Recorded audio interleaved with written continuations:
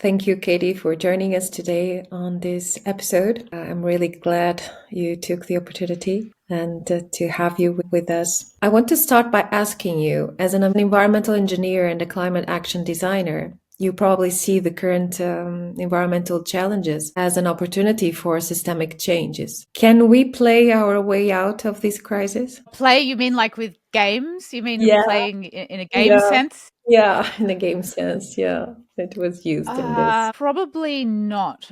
I think play is important, and having a playfulness and activating the dopamine reward system is really important for the engagement phase, because Mhm. any type of change that is required is really like a multi-step system. Like it's like, I like to think of it like a recipe, and you have Mhm. multiple ingredients. Like you can't make like pancakes with like just flour or just water. And if you have like a really complicated recipe, you'll have like a lot of different ingredients, and they all have to come together in certain ways, in different phases, with certain different types of temperature. And there can be one ingredient that's very important, like for example, like play and Mhm. rewards and engagement and story are all like really important, but they're not going to be the whole meal. And with anything to do with sustainability, like there's this core reality, which is kind of like an convenient truth, Yeah. which is that we do have to sacrifice stuff. Like there really is stuff that people have to go without. Like they've become accustomed to having big cars and accustomed to plastic. And I personally, I don't like the narrative of, oh, like we have to go without, we have to sacrifice. But it is like an actual fact, like that we can't really escape, that we have a lot of stuff that's really easy and good that comes at an environmental cost. And so there is a sort of having to give up things like abundant parking spaces and giant SUVs. Like there's no way around that we have to go without that. And that is going to come at some sort of cost to us, like some sort of sacrifice to us. So I Mhm. think you can use play and fun, definitely like with the engagement side of it, but there is still going to be sort of a real rubber hits the road cost and sacrifice and difficulty and some point of like sort of restricting the amount of resources we use. Like that's just in the thermodynamics of the system. There's no avoiding it. Yeah, that's an ugly truth of sustainability. We tend to see always the bright side, like sustainability, positive narratives around sustainability. And yes, we have to give up a lot of things if we want to restore our planet. And from your perspective, what are people's motivations to change? And how do you tap into that to engage them in action? Like which sort of people? Like there's lots of different types of people Yeah, might have very different well, motivators depending on that's where they're from and who they are. course, but in general, what are their motivations to change? Would you like to talk about a specific target you have worked with, for instance? Well, I think perhaps the bigger sort of overarching theme is like what motivates people, any people, Any right? people? Because everybody is motivated kind of by different things, and there Yeah. are certain levers that motivate people. I just put together a guide actually on testing different sorts of frames or narratives. I think I came up with 8 different ones. Okay.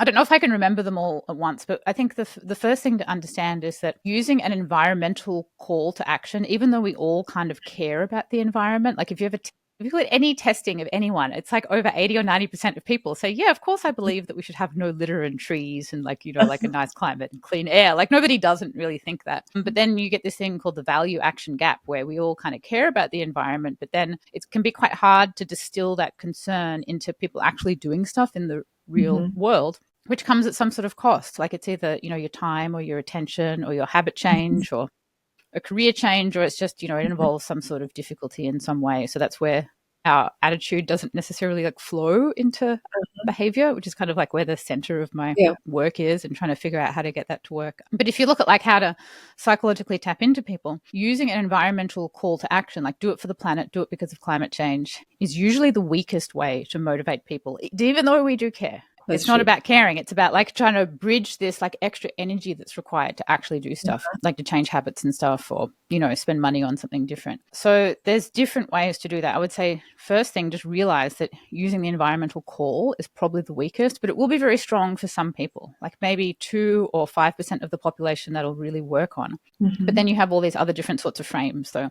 So one, for example, is being a responsible citizen, like saying, oh, do it because you're responsible. We don't litter because we're responsible. We have an emissions free home because we're responsible citizens. We're responsible neighbors. We have a water efficient garden. And so you're using that responsible person, which is a very strong personal identity that people have. People deeply don't want to be irresponsible. Yeah. Another one that I did in this testing was mastery and problem solving, which I think is something that can be more of a male orientated Mm-hmm. quest, which was like, can you solve the like electricity carbon challenge in your home? And there's a guy Mm-hmm. there doing like electrical wiring in his home, because I've just noticed like through my own work that the only people I've observed who absolutely obsess over every kilowatt in their home are just all men. I've just like never ever met a single female that's actually done it before. And I was like, wow, this is like guys just absolutely nerd out on this. So having something that's more of like sort of like Collect. guys sort of challenge to figure out all the kilowatts, and they just super like go down that rabbit hole. But that's a mastery. So that's like a mastery, like a puzzle solving, problem solving challenge. Mm-hmm. And then there is, because one of the strongest ones that comes out in the research also is people doing it because other people are doing it. Like 73% of your community is taking climate action in their homes. So you're like, Mm-hmm. oh, everybody else is doing it. So that's super powerful as well. That's one of the things that tests the most powerful almost every single time. And like everything I've ever looked at, it always is that us wanting to sort of copy others. Copy mimetics. Yeah. Now, I wish I could remember all the other ones off the top of my head. I mean, they're probably like the main. Oh, there's money as well. Like I usually try to always kind of persuade people away from using a financial objective. But, for some people, it can be, like increase the value of your home, with extra green features, save money. But saving money is not motivating for everybody, only for some people. And it can be a very weak motivator in certain contexts. So there's the financial motivator as well. And I think, that's all I can remember. I think I had a couple of extra ones, but I think you're hitting the main ones if you test those ones out. Okay, and how do you keep yourself motivated? What type of person are you? In terms of With whatever is me, your motivation? oh, that was another one I had in the testers, was social connection, like get to know your neighbors. I would say Okay. that's actually the one that motivates me the most, because I've kind of already been in sustainability like all my life. So I'm already Uh-huh. probably at a max level of motivation that I can reach. But in terms of, so if something says I'll do it green, it's just like, oh yeah, this is part of like my day to day like life and my career and my job. But then there's like get to know your neighbors, like get connected, make friends, be a part of your community. Super powerful. I can't believe I almost forgot that one. Yeah. So if something says to me like, get to know people in your area, because I'm just working by myself. I'm often alone during the day. I have a daughter that I need to socially connect with. Anything that can help me get more connected with my community and make friends and make deeper bonds is definitely something that I'm, super interested in being a part of. Well, I think you hit the point with the community, which is really important for us to engage in sustainability behaviors, attitudes, and behaviors, but to change, to foster action, community is really important. And I wanted to ask you, because you have been working in sustainability for long, have you ever felt eco anxiety in this process? Eco anxiety. No, only in my teens. I haven't felt any type of eco anxiety or kind of emotional distress about environmental issues, probably since I was about 17 or 18 years old. But I did definitely from the age of maybe 10 years old to maybe 16 or 17, before I had to be like a real adult, like making my own money. I mean, I lived out of home since I was 17. So I had to like work jobs, earn my own money, survive in the world. And it was very hard and very stressful. So I didn't really have any extra emotional bandwidth to be sort of concerned. I mean, it's a kind of like a luxury. It's like a middle class upwards luxury to be like, have the emotional bandwidth to be worried Yeah. about things other than your immediate life. So even though I've like worked in sustainability professionally, I'm still like got to like make all the things, logistics of life come together, which takes up, I mean, still does take up, most of my consciousness. But when I was little, I was extremely distressed by seeing whales killed on the television, trees being cut down, learning about environmental stuff, like I was a teen in the 90s, it really sort of took over me psychologically. Yeah, and deeply distressed. So I really like understand like the whole Greta Thunberg psychology, even though it's so far away from where I'm at now. And I don't like look at Greta Thunberg and I'm like, wow, like, oh, she's great. I want to be like her. I sort of feel a bit like, gee, like she's in that sort of phase that I remember being in when I was like 14 or 15 and being like really upset and really like, why isn't everybody listening? And like, why isn't anybody taking this seriously? This is insane. So I definitely remember being that way, but I'm not like that. I mean, I think over time you sort of develop more of a kind of Zen long-term perspective. sort of more of a planetary long-term perspective, like seeing the world in like chunks of like 1,000 years. Time sort of changes as you get Uh-huh. older, and that things like, say, if you take out an ecosystem, like give it 1,000 years and it grows back, like you can't really afford to just get upset over everything all the time. Well, that's food for thought. How important is gamification in promoting social change? Can game design and behavioral science foster environmental and social action? Oh, yeah, well, it's fundamental. I mean, everything we're talking about in environment and sustainability requires activating people to do stuff they weren't doing before. You literally cannot just do things the way that you've always been doing them and change. So to change, you need to get anything: government, laws, taxation, purchasing, culture, habits, all of it. It all requires getting people to do things that they didn't do before, something differently. So you need to understand the psychology of people to know how to communicate and kind of manifest that in them. Like if you were like trying to like train a dog or train a horse, and you knew nothing, say horses, you knew absolutely nothing about horses. Like you just wouldn't be able to figure out how to get that horse, or it might take you a long time. So we need to understand the nature of the human, what motivates the human, how they work, so we can kind of construct these systems to create the change, which is unfortunately missing a lot from still a lot of like environment and sustainability work, is this sort of behavioral and psychology lens, which I think is why we're often very slow and very inefficient when we don't have to be. But you mentioned gamification specifically. Like I have a pretty narrow definition of gamification, which is simply like tracking progress towards a goal and rewarding progress. So this is a basic framework. Well, I mean, some people, when they think of gamification, they can think of it as something kind of elaborate that involves like badges and stars and like digital confetti, and it's kind of more of the fun sort of side of it is what they'll perceive.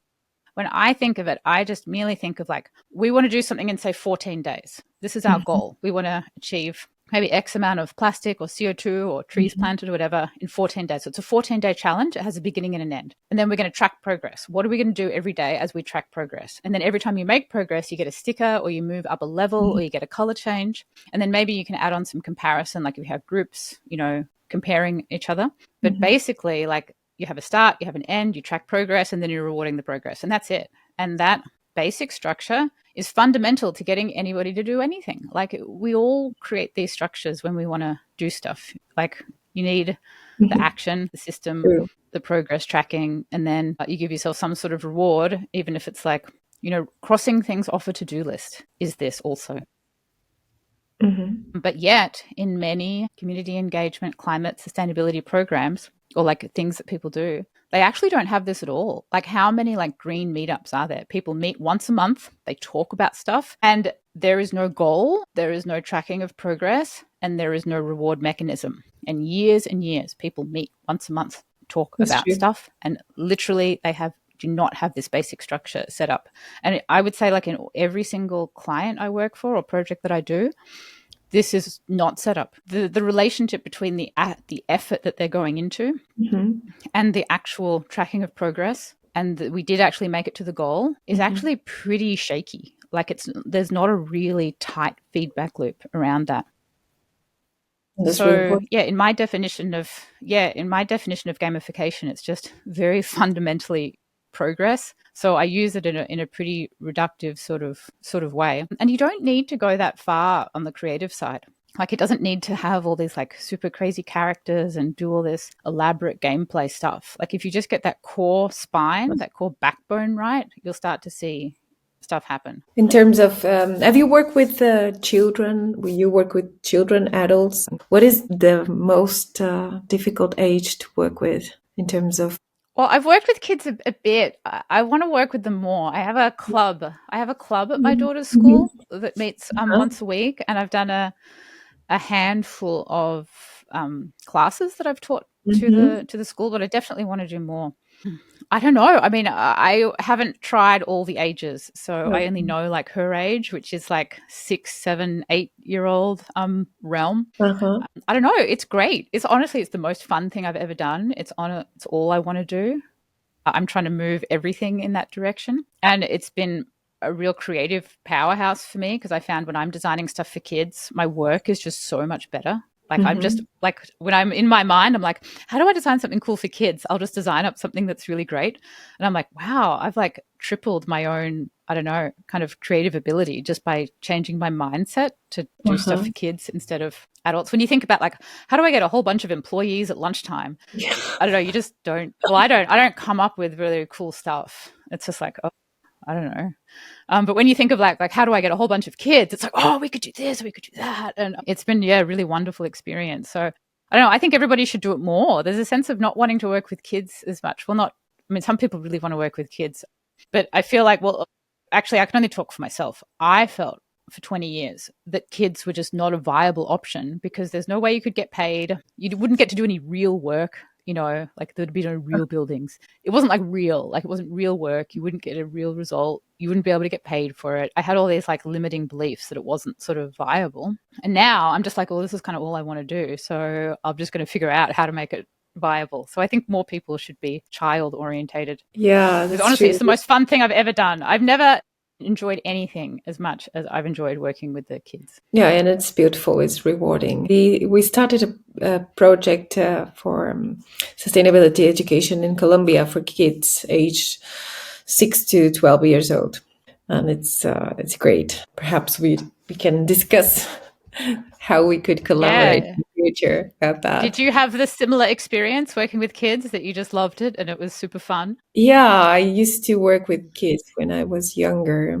because I was in the scout movement, Mm. scouts. So Yeah. I was a shift scout, so I used to work with kids aged 6 to 10. And it was fun. It was really fun. They don't pose a lot of problems because they are open to a lot of possibilities. They are just a sponge, like absorbing all the knowledge and everything. Yeah, like You can do a I lot mean, of. I started by teaching these eco imagination workshops with the Uh-huh. kids, just because it sort of like spiritually came to me. I'm just like, oh, I have to just focus on like imagining positive futures. Just feels like this big calling. So I put this slideshow together of like 50 or 60 different ecotopia artworks that I Mhm. found online, and some basic sort of like sustainable cities, environmental Mhm. engineering, a bit of education in there, and then taught it to the kids. And then they do the artwork, they draw their own eco city afterwards. And this event was just almost like a line in the sand of my consciousness of before and after, because I was really nervous at first. I'm like, oh, all the 7-year-olds are going to like hate me and they're going to think it's really dumb. And who really cares about like green roofs and trees growing out of cities? But it was actually the opposite completely. Like they were so excited for me to be there. They were like getting really loud, and I'd show them pictures of these like cities with trees all over the buildings. They'd be like, wow, oh my God. And they got like really, really so excited. The teacher actually had to do like a timeout and stop them because they were getting so like razzed up by these pictures. And then they all got paper and pens and like half an hour to draw. And then they all basically drew the future. And it was so creative and so fun. They were like gondolas carrying compost around the cities and like a solar powered flying bus. And like, I mean, and they actually really thought through the engineering of it, because I taught Mhm. some basic kind of rubrics of sort of Mhm. thermodynamics and, water and runoff, these kind of basic Mhm. environmental engineering things you need to know, that actually really thought about it. Like someone had like a waterfall that was like going over a building. So they're like, well, if the waterfall goes over the building, then it will cool the building down. And then all of like the ducks can live in the pond afterwards. And I was Mhm. like, wow, they really kind of get it. Like they really got the basic systems. And I remember just like walking around the room, just being like, "Oh my God, oh my God, oh my God! Like this is it. This is it. This is like what has to be done. Like it's not being done anywhere else. Like nobody else is teaching these eco imagination workshops. I put it out free online, so anyone can get the download and they can do it. And some people are. They've taught their own ones using the slideshow. And I was just so happy. Like I was like my whole like body and system and mind was just lifted for like 2 weeks afterward. Like I was just like, it was like taking like antidepressant medication or something. Like I was Uh-huh. just instantly like mood lifted. And so it was just like just so wonderful. Like, and it's so different to teaching climate doom. Like it's the complete opposite of Yeah. like, oh, let's just teach kids how the earth is going to die and catch on fire. Like I Yeah. don't really like that and get that much out of it. But if you teach them how to reimagine and design an eco future, they just love it. They go crazy for it. And I really felt that like it was one time in my life that I felt like I really felt that I'd done something important. Like I've done so much environmental stuff, and I don't know if like half of it works. Like a lot of it, like you do it and you're like, I don't know if that, looking back 20 years, I don't know if this did anything or that did anything. You make software, it gets abandoned, you know, all this stuff that doesn't really Uh-huh. work. But I really felt like I was like, I think I really like shifted something today. Like this has gone into their mind and it's going to stay there and it's going to come out for the next like 50 years of their life in some way. And That's true. I really felt strongly in a way that I hadn't really felt before with any of my environmental work, quite the same. And they don't have the blockage the adults have. And they go back home and they kind of influence their parents. That's the experience I have. They will tell the parents what they have learned and then think like, you should do this, or perhaps experience this or that, and try to engage families also is really important. Well, I mean, I hope so. I mean, the whole program that I've been designing for the kids is all based around that, all based about how to take or how to gamify sustainability Mhm. behaviors and take them into the home to sort of move away from that, or maybe not away, but adding on to that idea of environmental education to action, because Mhm. people get confused like environmental education and action like they're the same thing. I'm like, they're not the same thing. Like you can go and learn 45 minutes everything Mhm. about like climate and pollution, and it's a completely intellectual academic activity, and then people go home and like nothing happens, right? Whereas if you do like action design, you know, you're looking at data, you're having a goal, you've got the action, what's everybody going to Mhm. do, you're comparing people, it's a group activity that's all focused around doing something. So action design is like a totally different thing to Mhm. education. And usually what happens is in the schools and stuff is just education, like actually designing it in a way to that they like have to bring it home. Like it's kind of like their Mhm. homework to bring it home and Yep. talk to the parents about it and like put something on the fridge or do the action, give themselves a sticker, come back and talk about it. Yeah, I think it's like a super powerful model, and I'm really excited to do more of it. I know, what did you find happened with the kids? You said you experienced them bringing it home to their parents. Do you have any stories of like cool things you observed? Well, I'm far away because the program is happening in Colombia right now in a school. But it's been rewarding. We have developed this game also. It has three types of cards. Cards that talk about, well, cards about the knowledge, as we call them, that talk about the challenges we face right now. Then we have cards that we call it the healing cards. It's kind of healing our connection with nature. Those cards, they talk about marvelous things that are happening in nature that we don't see anymore. Kids don't know about them, like how trees communicate, the importance of bees, and how they work together in communities, and these sort of things, kind of what we call magical cards. And then we have the solution cards that talk about different solutions that you can use to tackle the different challenges. So it has been really nice. And then we have things that we do at school, and then we have some challenges that they take home to work with the parents, and then we have activities that we engage with the parents. It sounds wonderful. I worked with or kind of helped a bit a woman called Sophie Poisel. She works in an elementary school teacher in Melbourne, and she did a whole like sustainability program. And I helped her with this one eco imagination workshop, but she did something more substantial, which was like a multi-week kind of sustainability engagement things with the kids, and they would come up with their own actions. And it was wild, like what came out of it. Like the kids were just doing so much stuff. Yeah. And she had all these, not the kids, but I mean the families. The Mhm. families took on all this stuff. Like some of them went and got water tanks, put in solar. One kid started a medicinal food, a medicinal herb garden. Uh-huh. One started like a recycling program in their Yeah. community. It was during COVID as well, so kids and parents were more at home together, needing stuff to do. But she had all these like quotes. She put together a presentation with all of these statements because she asked the parents to give statements about how they had what real life stuff they'd done. And it was just like so inspiring. It was so wild. And the kids went and often took their own initiative to like start their own projects of their own creativity. And then that the parents were sort of had to like help them along. So it's an amazing nexus to get involved with. Yeah. And we also use a lot of art. So we try to mix art and everything we do. And I have a question here regarding what are the current projects you are working on?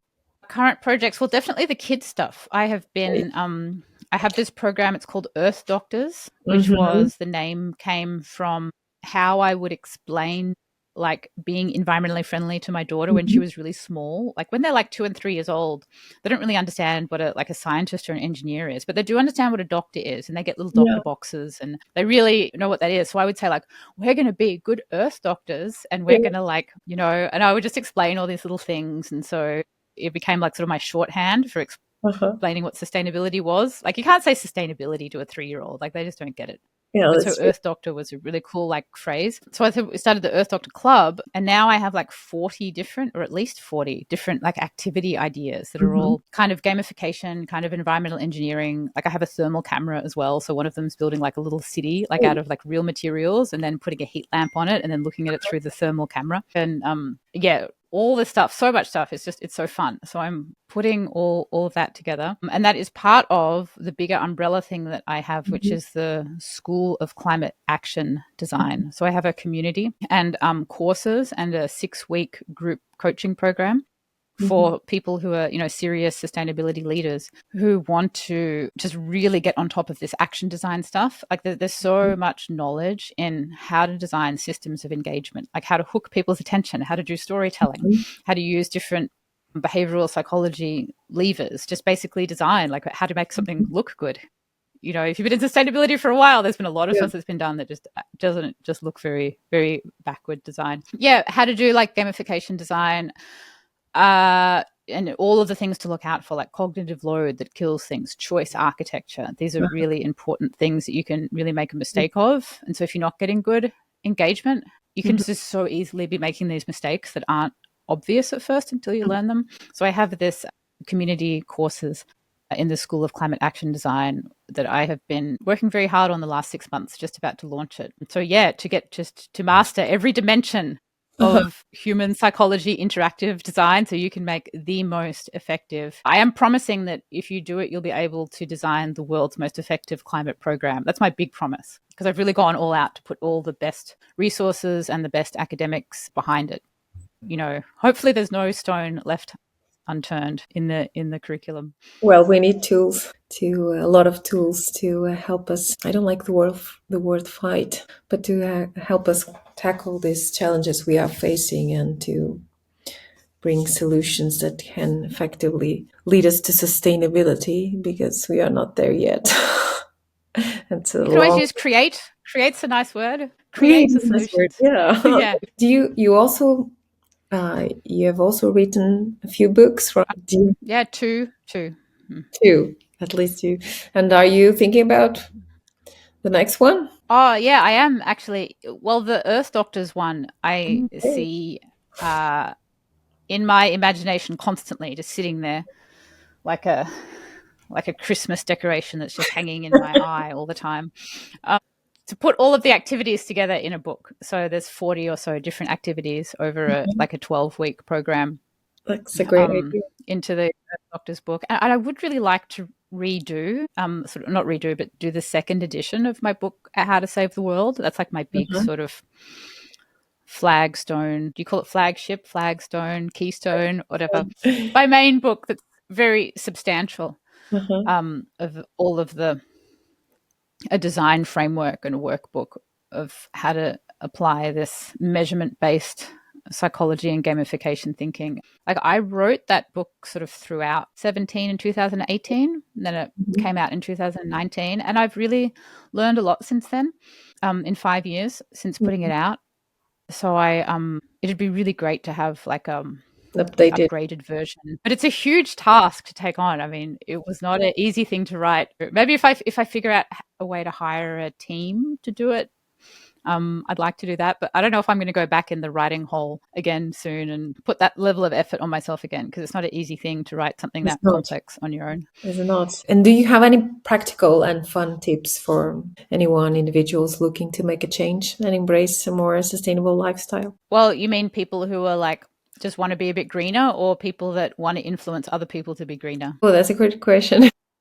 Because I usually only, because I don't really teach people how to be greener. I teach No, people how people to who want to help influence. other people be greener, like how to, if you want to get out into your community and get 100 people to be greener, that's really what I How would specialize you in. do? Yeah, that's a great question. Tips and for individuals that want to influence other individuals on how to be greener. Well, if I could just apologize in advance for the sales pitch, I would just say enroll in my behavior mapping boot camp because I go through it all. I go through it all. Like, not, yes, there's a whole system to use. So the way I teach Can you this give us is, a sneak peek? yeah, a sick, like I think there's like two things. These are like the week 1 and the week 3 that I'm putting into the Mhm. action design school. So the week 1 is like the behavior mapping boot camp, which is a 10-step process that I use of how to take your what I call it the God metric, so the single measurement that you want to change, just focus on one, and then who is your target audience, and then how you're going to hook them in, how you're going to cue them, and then looking at all the dimensions of your data, and then how you track progress towards a goal, which might sound really obvious, but it's the core of the process. Like, really, really think deeply about that. What is the action that you want to do? Because sometimes they're like, we've got like 500 actions, and it's like, you can't action design when you've got that many. Like, really figure something out, understand this nature of cognitive load and choice architecture in the system. And then going through all of the different behavior mechanisms. There's about 30 of them. It's like comparing to others, comparing to your own history, looking at time and place. Like, there's using color, using creatures with watching eyes. Like, there's just like a whole bunch of them. And then how you then reward that. That's like the whole feedback loop. So we sort of map all of that process out, which unveils a lot. But then once you've mapped that out, and you should have like a cool concept, you'll be, oh, I see, we need to do this. Then you need to put it into a funnel, like an engagement funnel. And this is another place where people really fall down. And it took me a long time to understand. Like, you map out this 6-step phase of how to, like, one is you have to like hook people's attention. Like, you got nothing if you can't hook attention. So that's the real creative bit of, like, that's kind of just a pure artistic thing. But then once you've hooked them, then you've got to keep their attention for like 30 or 60 seconds about what you're doing. So then that's like sort of short form storytelling. And then you've got to get them to subscribe. They're like, whoa, that's really cool. I'll give you my email and phone number. Yeah. So then you need like a landing page or some mechanism. You don't have to do it on the internet. This can all be done off the internet too. But you need some mechanism of when you grab people's contact details. Okay, got the contact. And then if you've got contact details, then you need like a deeper form of engagement, which is maybe like a 1-hour video, documentary, like maybe you've got a meeting happening or an event happening, or you have a one-on-one call. You've got some sort of deeper level, like a 1 hour plus sort of engagement. And then that engagement prepares people to have a moment of commitment, which is where they're like, yep, okay, I'm going to do it. I will sign on to the 21-day challenge, or I will turn up to the city meeting, or I will buy the electric car, or whatever it is. Like, that action can be anything. But you have like a moment of commitment where you actually ask people, will you do this? Yes or no? Like, you don't just put education ambiently out there and like, oh, we have to like a documentary and we just like ambiently let people learn. You've got to ask people, will you do it? Yes or no? And if they say no, you go, okay, whatever. But if they say yes, I'll do it, then you've got their commitment. They're committed. They've said yes. This is a critical step. And then if they say yes, you go, okay, cool. Would you like to join our WhatsApp group? We're going to be what day? Like, it has a start, it has an end. You get them to do it. If you're going to buy an EV, you're like, okay, well, let's make this happen within the next 14 days. Well, and then after you've done that, the final step is that you have this action that it actually occurs, and you're tracking it, and like how many people have done it. So when you put in this funnel structure around the kind of behaviorally informed idea, then you've got the whole thing set up. And so there's just so many bits in that like you can miss bits, and then the whole thing doesn't really work. And then you've got people that just sort of go around in circles, like talking and educating and wondering if anything's working. So yeah, I've spent a long time mapping out how to put these systems in place. And now I've done it for so long and helped like a lot of different people with it. It starts to seem more clear. Like, I just see it like it's like an exact formula that when you do it, things really start to come together. That was probably a much bigger answer. You asked for me for like 3 tips. That was like the whole, like the entire like design process in It sounded. I was a really complex. paying attention to it, and it sounds really helpful to have all that process mapped out to help people influence other people and how to engage them more in action. And it's been a very insightful conversation, and I'm really happy we did that. And I wanted to ask you if you have any end notes for our listeners. End notes, like what? Like a Give me a final bit more. message, something. What would you say to people to engage, to our listeners? to engage them into action, or I don't know, just what do you feel to say? Well, I think, I mean, there's probably like two big messages I have. Like, one is to do with like the eco imagination stuff with the Mhm. kids and stuff. Like, it's so easy to get down in like the doom mindset. Like, you see everybody's crazy about like Elon Musk and Trump at the Yeah. moment, and or you see like really bad weather situations, and to think that everything is bad, but it's not. Like, that's just like social media. Like, these are not necessarily real things that are happening in the world, like in your world. Like, often things are a lot better than what we think they are. And so, just to protect your imagination, protect your creativity, just keep focusing on the positive, Mhm. proactive thing that you're doing, and just don't let all that stuff in. Like, just keep it out. And just, if you want to build, put solar panels on the local school, build a green roof, start a sustainable community, just have that imagination in your mind of what you wanted to create. It's a creative process. Like I said, it's not a fight, it's a creative Mhm. process. And just invest yourself into that creative process. It's very positive, very rewarding, wonderful experience.